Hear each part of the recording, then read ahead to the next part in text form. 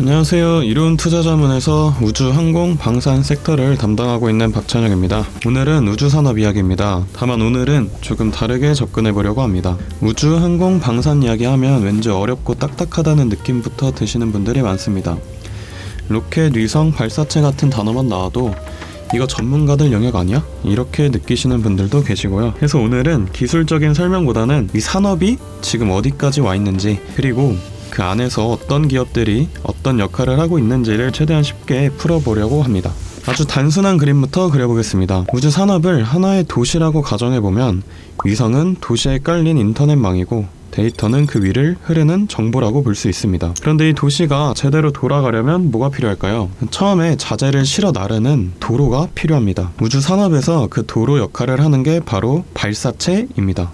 아무리 위성이 좋아도, 아무리 데이터 수요가 많아도 결국 궤도에 못 올리면 산업이 멈추겠죠. 그래서 오늘은 이 발사체를 중심으로 이야기를 풀어가되 다시 한번 위성 쪽으로 시선을 돌려서 세트랙 I와 나라 스페이스 테크놀로지까지 같이 연결해 보려고 합니다. 이 네 회사는 각각 역할은 다르지만 사실 같은 흐름 위에 올라타 있는 기업들이기 때문입니다. 먼저 큰 그림부터 짚어보겠습니다. 2026년 올해를 기준으로 우주 산업은 성격이 꽤 많이 달라지고 있는데, 예전에는 로켓 발사 한번 성공하면 그 자체로 뉴스가 됐고 국가적 이벤트였습니다. 그런데 지금은 다릅니다.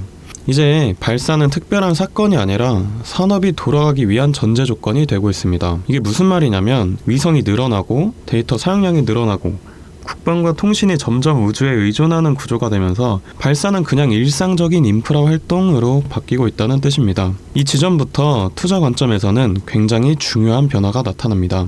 예전에는 이벤트 중심으로 자금이 움직였다면 이제는 인프라와 반복 수요 쪽으로 시선이 이동하고 있습니다. 그래서 로켓을 쏜다는 뉴스보다 누가 꾸준히 이 산업에 관여하고 있느냐가 더 중요해지는 구간으로 들어오고 있는 겁니다. 오늘 소개해드릴 종목은 딱 두 종목인데 잘 들으셔야 합니다. 비츠로드 엑스부터 보겠습니다. 이름만 보면 로켓을 직접 쏘는 회사처럼 느껴지지만 실제로는 그렇지 않습니다. 비츠로드 엑스텍은 로켓을 쏘는 회사라기보다는 로켓이 정상적으로 작동하도록 만드는 회사에 더 가깝습니다. 액체 로켓 엔진의 연소기, 가스 발생기 같이 핵심 부품을 만들고 누리호 프로젝트를 통해 실제 발사에 사용된 이력을 이미 확보했습니다. 여기서 중요한 포인트는 딱 하나입니다. 실제로 써봤다 라는 점입니다. 발사체 산업에서 이 한 줄이 갖는 무게는 생각보다 큰데 발사체는 실패 비용이 너무 큰 산업이기 때문입니다. 그래서 이 시장은 새로운 기술보다 검증된 기술을 선호합니다. 비츠로드 엑스텍은 이 가장 보수적인 영역에서 이미 레퍼런스를 확보한 회사입니다. 그런데 이 회사의 진짜 특징은 여기서 끝나지 않는데, 비츠로드 엑스텍은 우주항공만 하는 회사가 아닙니다. 이터 국제 핵융합 실험로,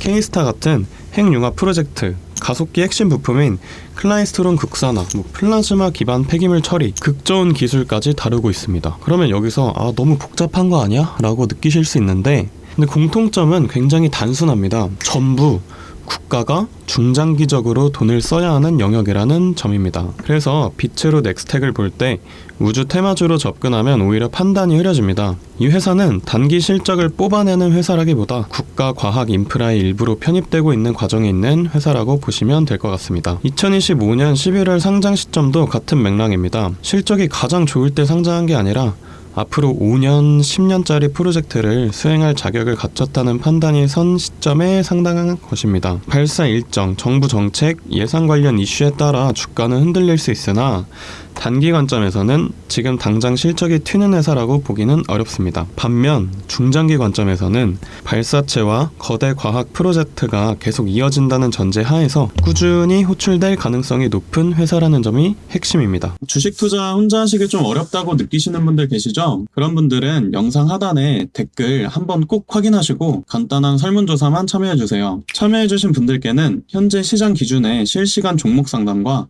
이로운 투자자문에서 준비한 레포트를 참고용으로 무상 안내해드리고 있습니다. 투자 방향이 막막하신 분들께 판단하시는 데 참고하실 수 있도록 정리해서 안내해드릴게요. 다음 두 번째 종목 알려드리겠습니다. 바로 이노스페이스입니다. 이노스페이스는 비츠로드 엑스텍과 완전히 다른 결의 회사입니다. 이 회사는 부품을 공급하는 회사가 아니라 발사 자체를 하나의 서비스로 만들려는 회사입니다. 쉽게 말해서 우리가 직접 로켓을 만들어서 고객 위성을 대신 궤도에 올려주겠다 라는 모델입니다. 이 모델은 성공하면 굉장히 큰 가치가 생기지만 그만큼 위험도 큽니다. 최근에 한빛 나노 첫 상업 발사 시도가 실패로 끝났는데 이걸 두고 의견이 정말 많이 갈립니다. 여기서 중요한 건 실패 자체가 아닙니다. 이 실패가 어떤 단계에서 왔느냐인데, 우주 산업 역사에서 초기 발사 실패, 이건 굉장히 흔합니다. 문제는 실패 이후에도 다음 시도를 할 수 있는 기술력과 자금, 그리고 일정이 남아 있느냐 없느냐입니다. 이노스페이스는 데이터를 확보했고 26년 상반기 재도전을 공식화했습니다. 여기에 더해 유럽 발사장까지 확보하면서 한국 안에서만 끝나는 회사가 아니라 글로벌적으로 발사 서비스 기업으로 가겠다는 방향성을 분명히 하고 있습니다. 단기적으로 보면 이노스페이스는 발사 일정 하나하나에 따라 주가가 크게 움직일 수밖에 없는 구조입니다. 성공하면 강한 반응, 실패하면 실망 매물이 나오는